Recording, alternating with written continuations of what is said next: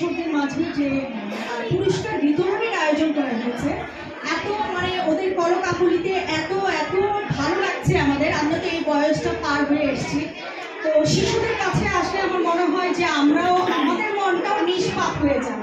তো ওদের আসলে কথা শোনার ধৈর্য অত নেই, অনেকক্ষণ হয়েছে, সবাই অপেক্ষা করছে এবং আমাদের অ্যারেঞ্জের যে জায়গাটি, অনুষ্ঠান স্থলটি আজকে অনেক ছোট হয়ে গেছে।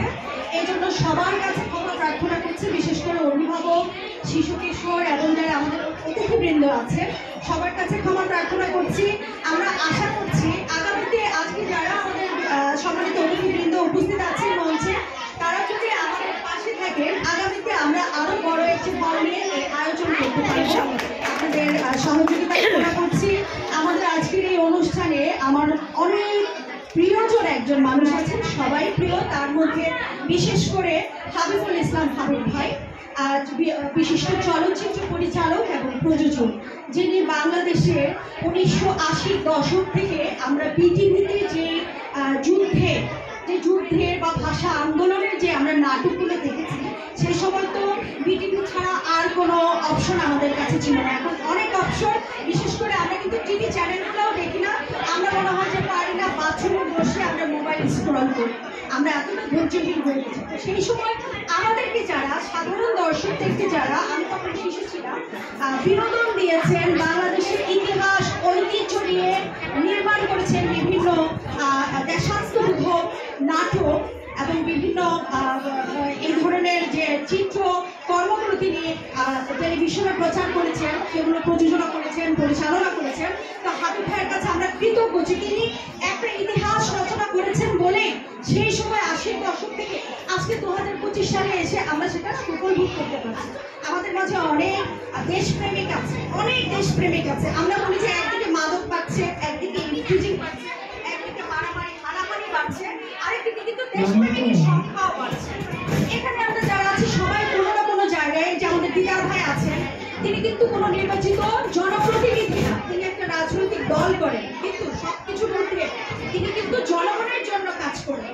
তাকে দেখে গেছি সব সময় হিন্দু, মুসলিম, বৌদ্ধ, খ্রিস্টান, কোনো ধর্ম বর্ণ নির্বিশেষে সবার জন্য তিনি সবসময় কাজ করেন। তার যতটুকু আর্থিক ক্ষমতা আছে সেটুকুর ভেতর থেকে সবাইকে নিয়ে তিনি ঈদ, পূজা পার্বণ সবকিছু পালন করার চেষ্টা করেন।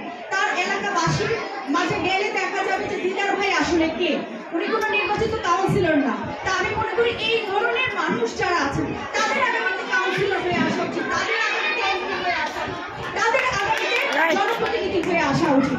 মিজানুল্লাহ ভাই আছেন, সাবির আহমেদ সেন্টার ভাই আছেন, শহীদুল্লাহ ভাই আছেন, সাবির আপা আছেন, তারপর আপনার রতন ভাই কাজ করছেন, অনেক কাজ করছেন। কারণ আমাদের এক একজনের পথ পদবি এক এক রকম, কেউ রাজনীতি করে, কেউ সংগঠন করে, কেউ সাংবাদিকতা করে, কেউ মানবাধিকার করে, কিন্তু সবাই কিন্তু আমরা এখানে যারা আছেন সবাই এখানে একজন অসৎ মানুষ এই মঞ্চে নেই, এটা আমি গর্বের সাথে বলতে পারি।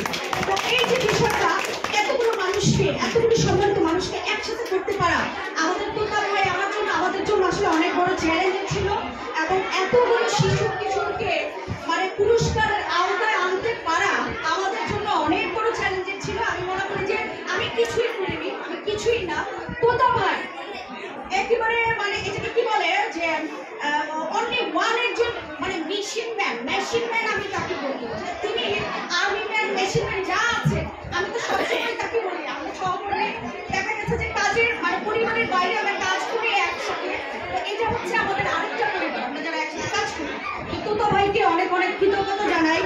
আমি মনে করি তোতা ভাই এমন একজন মানুষ যার আমাদের তো মরতে হবে, আমরা দুনিয়াতে আসছি মরার জন্য, আমাদের দুনিয়া ছেড়ে যেতে হবে, এই কমিটমেন্ট করেই আমরা দুনিয়াতে আসছি। তো আমি মনে করি তোতা ভাই যেদিন না থাকবে সেদিন অগ্নিবীরা সাহিত্য পরিষদের পক্ষ থেকে তোতা ভাইয়ের স্মরণ সভা হবে। তোতা ভাই যা যা কাজগুলো করেছে সেটা আমরা সবাই মিলে পরিচালনা করি। আমি না থাকলে আপনারা করবেন, আপনারা না থাকলে আমরা করবো। তো এইভাবে আমরা চালিয়ে নেব। তো আমি আর বেশি সময় নেব না, বাচ্চারা আসলে কথা শুনতে আগ্রহী না, তারা খুব অসহ্য হয়ে গেছে।